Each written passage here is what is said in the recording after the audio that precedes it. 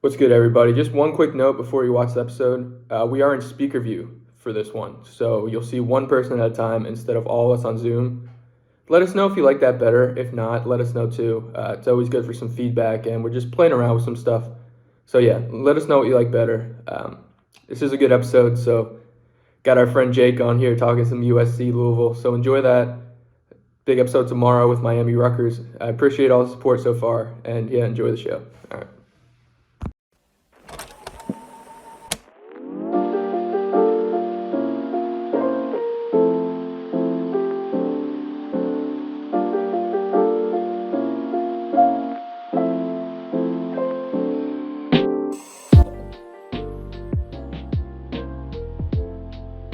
Are we ready? Worst part every time. It's always brutal, man. But all right, we ready? Welcome back, everybody. It's Views from Section 400. Bowlmas, Christmas, Louisville versus USC special segment. I'm your host, Matt, with my other two hosts, Brian and Jack, and a very special guest joining us as well. But Brian, I'll jump over to you first, man. What's going on? Yeah, no, we're almost halfway through Bowlmas now. It's getting up there. I hope everyone had a great Christmas. We've got ourselves a special guest, big USC fan. We're here to talk about USC and Louisville, big bowl game. Jake, take it away. Tell us a little bit about yourself. Yeah, sure thing. You gotta know I'm repping my USC here, fight on all the way here from Chicago. Disappointing season from USC, not gonna lie, but big game coming up and excited to be on the podcast. Thanks for having me, guys. Very excited today. Let's go, Jake. Great to have you on, man. Like you said, a little bit of an underwhelming season by USC. Brian, take us away here, man. Yeah, Jake, you mentioned, obviously you said fight on, and you're in Chicago now. I'm interested, you're obviously teaching in Chicago. Have you passed on the fight on to any of your students? Are they USC fans with you, or do they kind of hate the Trojans because you're a USC fan? What's the deal there? Brian, that's a great question. First day walking into that building, seeing all like the Notre Dame sweatshirt. A lot of the parents here at the school, they're all huge Notre Dame graduates and everything, and they're rocking all the gear. And I have a huge USC flag in my class with Tommy Trojan right in the middle, man. I got a lot of my students. They hate on SC, man. They hate it. They're born to hate SC. And sometimes when I have my teacher conferences back in the classroom, some parents even give some bad comments as well, man. It's all fun and games though. I do have some of them rooting for USC once in a while, but when they play Notre Dame, they gotta root for their team. You know what I mean? Yeah, how'd that conversation go after the game this year? Because I know that must have been a tough one. I walked into school trying to not think about it, but the kids, especially my eighth graders, they like to give me some shit. I'm not gonna lie. So I walked right in. They're like, "Oh, fight on," mocking me a little bit, but it's all fun. A little frustrating, but I'm not gonna lie to you. So, but it was all fun and games. Yeah, those kids can be ruthless. There's no doubt about that. So, Jake, I got a question for you. Brian, Matt, we were talking about Caleb Williams making Millie in college right now. NIL has helped him more than anybody else in collegiate sports this far. You think there's a chance he stays around for another season? Again, we talked about a little bit of a disappointing season from him, from USC overall. It's not entirely his fault with the way that defense played, but definitely didn't accomplish what he set out to do. A lot of money in store for him there. You think he stays for another season, or you think he's bound for the NFL draft this year? You know what, Jack? It's a great question. I would love, as much as I would love for him to come back as an SC fan. I mean, there's even some rumors that some people are saying he hits the the portal, but I'm like, no, he would never do that. I think it's too risky. I'm not going to lie. I think if bad injury comes, he's really ruining that. At least to me, he's a top 2, 3 pick. I hear rumors he doesn't really want to go to Chicago Bears. I mean, who would? At the same time, I just think there's way too much of a risk there. So as much as I would love him to come back and see him again, I think he goes. I think he declares for that draft and goes to the NFL. Yeah, a lot of scouts have him as the number 1 overall pick. Whether that stays as Chicago, whether they even take him at number 1, back on track with the game at hand. Yeah, absolutely. And speaking of the Bears real quick, though, because I got to always butt in. I don't think the Bears are sold on shipping Justin Fields out of there. So Chicago might not even be a possible destination for him. We can maybe see the Bears trading out of those early round picks that they have. So I guess it kind of all depends on who has the number one spot, but it's going to be interesting to see. Definitely. I got a crazy little theory here. So Jake, obviously you're a big Jets fan too. What if the New York Jets make a trade here, try to get that number one pick? We saw it with Jordan Love and the Packers sitting behind Rodgers. What, Caleb Williams sitting behind Rodgers? That would be a dream come true, Brian. I mean, I would love that. I really think though the Jets need to focus on offensive line. I mean, look what happened to Rodgers. That I would not want to be behind that offensive line. But hey, look, the Jets trade up. They get him they trade with Chicago because I gotta agree with Matt. I don't know if they're shipping Justin Fields out yet. So I gotta agree there. If Chicago, New York can come up with an agreement, they get that number one spot or just up there. I mean, I wouldn't be too mad. I'm not going to lie to you, but I do think that we got to focus on some offensive line first so we can keep Rodgers intact for next year. Yeah, that's fair. Rodgers going to be like 40 years old. So, but yeah. Anyway, back to the game at hand because we don't need to dominate this with Jets draft talk. Which is always interesting because, Zach Wilson looked like him a couple weeks ago against the Texans. AFC Offensive Player of the Week. I'll take it. Tommy DeVito was the NFC Player. I'll take it. So Zach Wilson chucking 300 yards and executing electric decision making. Maybe they're not ready to ship his ass out of New York either. So I hope they do. I want him gone. I don't care. It's hard to blame you after all those years and one good game. But yeah, back to the game at hand. This is USC and Louisville. Louisville's obviously had a great year. Out of nowhere, really, they got hot late, stayed undefeated, and then started garnishing some attention, got hot, and that's kind of how we see them close to the top 10. I think they're sitting right about 15 in the nation. Taking on USC, who is 7-5, unranked. Just barely kind of made a bowl where we probably predicted them to have 9 or 10 wins this year. And still being bowl eligible, obviously, but 7 wins was cutting it a little close there, especially with some of those closer games that I guess they won too. If that goes the other way, Caleb Williams missing a bowl game would be wild. But yeah, it's at Petco Park in San Diego. Jake, maybe you can help us out a little bit on what the geography is like out there in Southern California, because this is damn near a home game for the Trojans. Yeah, Matt, I gotta say, Louisville, I don't really see many fans going out there. I mean, San Diego is like maybe a 2.5, 3 hour drive from LA with the traffic's being good for them. But I think this is really a home game for USC, so they definitely have the advantage here. I gotta tell you for sure. Yeah, absolutely. I mean, that's a quick drive. You can go down, have a weekend in San Diego. It's over the holidays, so a lot of people, easier time to take off. I think you'll see a big nice stadium too, man. Nice stadium, nice area. Oh yeah, I've been there a few times, and it's gonna be a great game. Yeah, that's what we're pretty hyped up for here, man. It's going to be weird though, because you can't even say, "Oh, it's all dominated by red in the crowd," because Louisville's also red. Yeah, so it's going to be kind of tough to tell unless they divide it like white and red, and the Louisville fans are in white. But it would be kind of weird. The whole stadium's going to be red. You don't really know what the fan way it's swaying, obviously, unless you just listen on third down when the fans get loud. But yeah, definitely some good stuff there. Caleb Williams, I want to run through his stats real quick. 3,600 passing yards on the year, which is a pretty big number for a college quarterback. 30 touchdowns, 5 interceptions. So he got a lot of hate. Team lost 5 games, but those are relatively decent numbers for a quarterback over the stretch of a college season. And he was also sacked 33 times. So that's kind of a lot, I guess, for a pretty good good quarterback. You'd expect them to maybe do a little bit of a better job recruiting some offensive line talent, but yeah, not a bad year out of him. And yeah, I mean, Jake, what were your kind of thoughts on his whole season in general? And is maybe, does he want to stay another year? I mean, I don't know. What are you thinking there, man? I mean, I think he played great. I think I think we got to think here, guys. When is it the defense's fault? Why, when is it their fault? I think Caleb, he went out there, he played, he did what he could, and then when is it the defense's fault, right? Everyone wants to blame the quarterback. Especially a high-profile quarterback like Caleb and everything.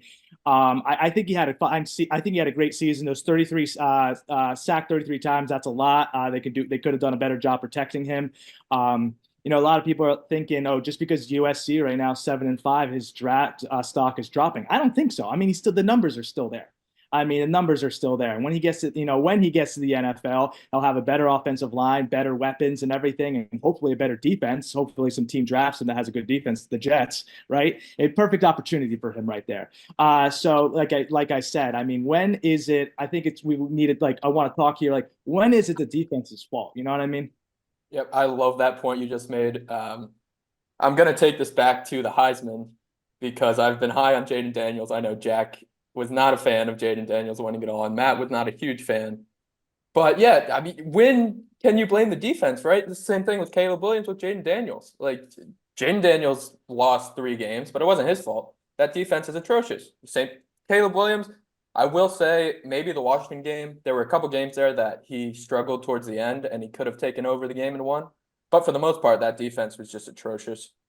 They're giving up 200 rush yards in the big games. It can't happen, especially I'll get into this a little more when we talk about Louisville, but that team can run the ball and it's going to be tough sledding for a USC defense that can't stop anybody running the ball.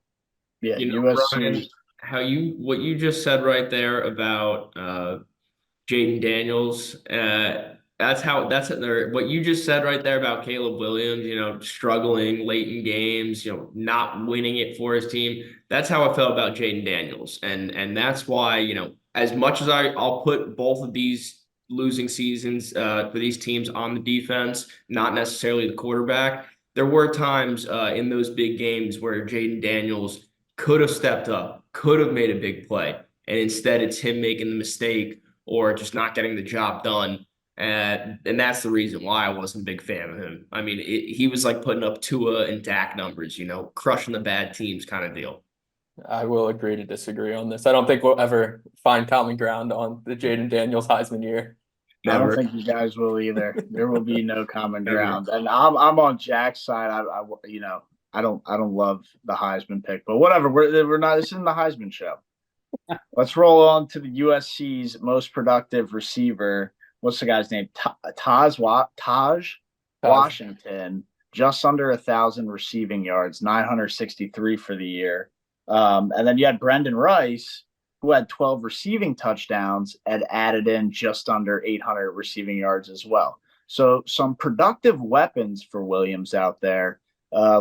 Just not to keep rehashing, but the defense really was the main issue, because as we're looking and going through the offensive weapons and what Williams had to work with, there's some guys there who were making plays.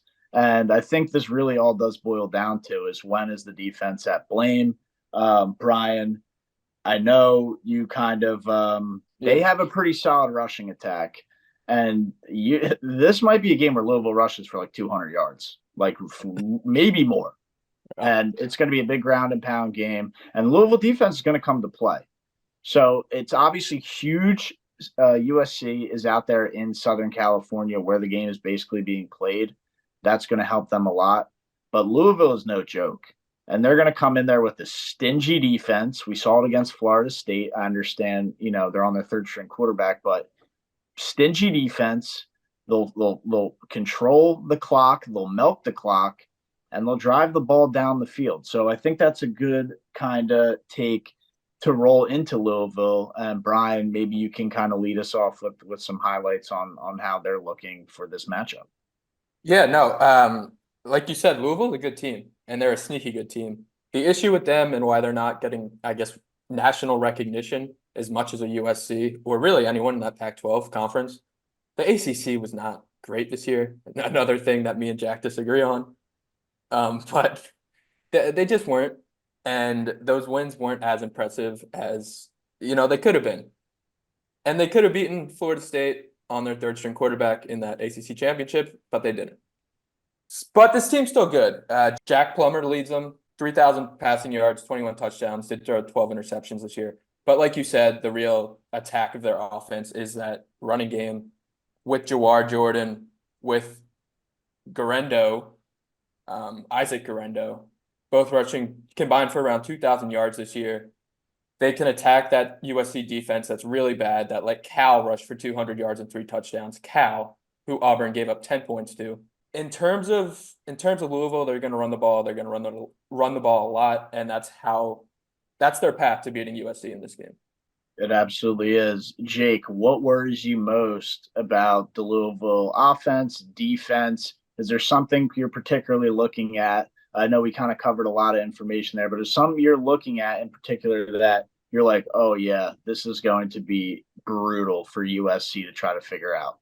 I got to agree with Brian with the running attack. I think they're just going to run it down their throats all game. It's going to be tough. The defense is going to get tired. I don't think the offense is going to be, playing as well now because Williams is not going to be there, playing. So they're going to be tired and they're going to be running it down their throat. And I think they're going to take advantage of that. And that's my biggest worry right there is those two pound for pound running backs right there, that combo. This is just going to make their defense exhausted. And they're gonna have fresh legs, right? They can rotate those guys through. Guys can take series off, and the defense isn't getting a break. They're getting 2 hard runners coming at you, who obviously are very productive. USC almost letting up like 5 yards a carry. Yep. So you have 2 dominant running backs just funneling through with very fresh legs, and the defense isn't as fresh. It does cause for major concern of how are they going to figure that out. And you load the box, the play action opens up, and all other kinds of down the field nightmares open up. So it's really something that USC is going to have to figure out because, I don't know how they're going to stop it. Yeah, no, the one thing I know it's looking pretty doom and gloom for the USC run defense. I will say they fired Alex Grinch at defensive coordinator. And if there's one thing you do before a bowl named the Holiday Bowl, it's fire a guy named Grinch. So they have that going for them. I don't know how much juju that'll actually give them, but at least it's something to look there. So, Jake, if you need a little bit of solace, you have that. Yeah, I'm happy he's gone. That's for sure. I do. I wanted him gone a while ago when I went into some of those close games with those ridiculous 4.8 yards per carry is just crazy. I mean, that's just crazy. So he needed to boot bad. Yeah. Yeah. So after all that good knowledge on both teams and kind of what we can expect, we do know Caleb Williams will not be playing. Huge blow for USC, obviously. The spread is, -7.5 for Louisville. Brian, I'll start with you, and then we'll roll to Jack and then Jake. Want to see, obviously, what Jake's got for the big game and his Trojans. But Brian, how are you reading this one, man? I know you're a big over/under guy in bowl games. Yeah. So even without Caleb Williams there, this USC team, they're going to score. I know Louisville's defense is good, but they're not great against the pass. They're decent. I think they're ranked in the 40s in D1. And the ACC doesn't throw the ball that much. So they're not used to this Pac-12 offense, even with a backup quarterback in there. What are you smirking at? I just saw Jack start laughing. The ACC doesn't throw that much? What kind Not of like the Pac-12. statement is that? Not like the Pac-12. Well, you got Sam Hartman and then Drake May. There's no other good quarterbacks in that conference. His name is Sam Hartman, as in the Notre Dame quarterback? Yeah. Are they a part of the ACC officially? I guess they're not. They are in basketball. They're not in football. They're not part of the ACC. Dude, what are you on tonight? Reel it back in, So baby. yeah, it's just Drake May then. All right. Well, Either way, Brian, who the hell is winning this game? I don't know who's winning, but the over is going to hit because USC can't stop the run, and Louisville's not going to be able to stop a good Pac-12 offense. 57.5 isn't that high. I could see this game ending 40-30. It's not going to be a baseball score, even though it's in a baseball stadium. It's going to be a high-scoring game. It's on Fox, too, so those cameras are great for the over. So that's my pick. Yeah, these guys are going to be jazzed up day after Christmas. It's going to be an exciting game. I like the overplay, and I'm also going to take USC plus 7.5. I think a little too many points for me in a nice big bowl game where I don't think there's going to be anybody able to stop anybody. So I think we might even get some OT. That might be some fun too. And either way, we're hitting the over in this one. But yeah, USC plus 7.5. Giving out 2 there. Jake, over to you, man. As the Trojan fan, what how are you reading this? Are we going to get a biased pick here, or are you trying to give us some realistic the money takes? line. What do you got? Take the money line. Take it. I gotta agree. I'm just gonna be honest here. I gotta agree with what Jack was saying. I think I think it's gonna be a good game. I'm gonna take USC plus 7.5. All right, fair enough. Fair enough. Still rocking with your squad. Obviously, I'm not a huge fan, but I do have this vintage thrifted USC windbreaker on. So it obviously wouldn't be right if I took Louisville spread here. So I won't. But I know, it could end horrifically for myself, but it's Bowlmas, so I'm having fun with it. I'm taking the under. Louisville keeps games close, and they don't score a lot, and their defense is very good. I think USC is going to struggle to score here, and I think we could see a 24-17 final. We might even see like a 24-13 final where Louisville wins. Maybe USC gets a little backdoor cover there, but I just some in my guts tell me this will stay decently low. And that, what would you say it was? 58.5 was the 57.5. I mean, that's still a pretty high number for, I think Louisville has a great defense. So I just kind of want to switch it up, and that's what I'm rocking with. Fair enough. Jack, I know you mentioned the game might go to overtime. Tell me this wouldn't be a great addition to this Holiday Bowl.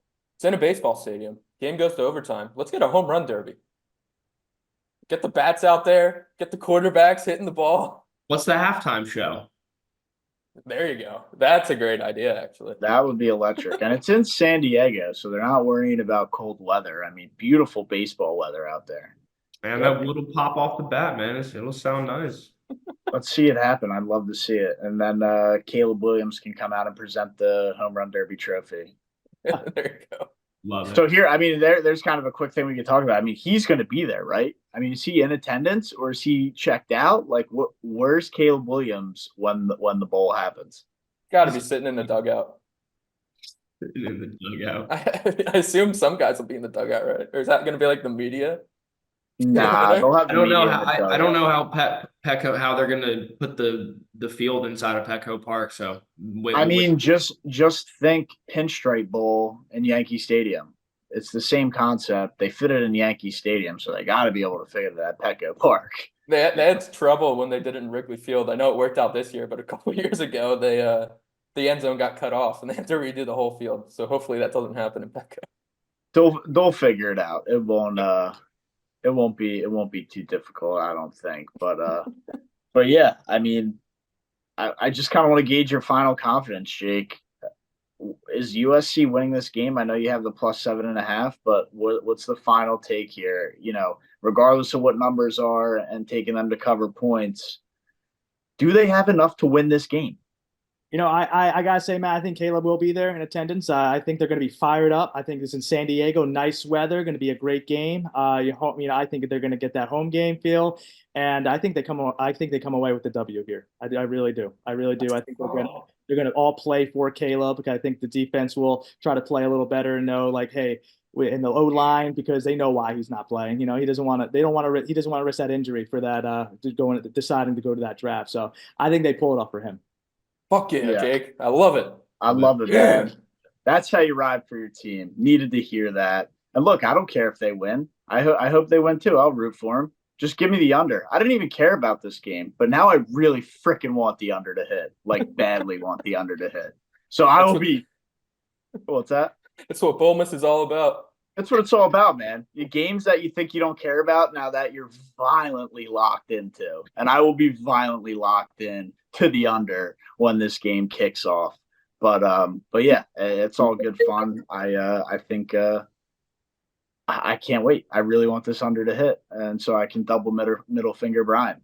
I think that would be really fun. So other than that, I think that kind of wraps it up. There you have it. Another edition of Bowlmas, volume 5 in the books. It was a great one. Really appreciate having you on with us, Jake. Appreciate the support so far in the series. And like I said, if you have any kind of closing remarks you might want to say to anybody watching, and really just want to say thanks for hopping on and shooting the shit with us, man. Hey guys, thanks for having me. Love your show. Following you guys on Instagram and been watching your podcast. I think you guys are great, and I really appreciate you having me. I really, really do. Thanks for coming on. Thanks for being here, Jake. Go USC. Right on, guys. Yeah.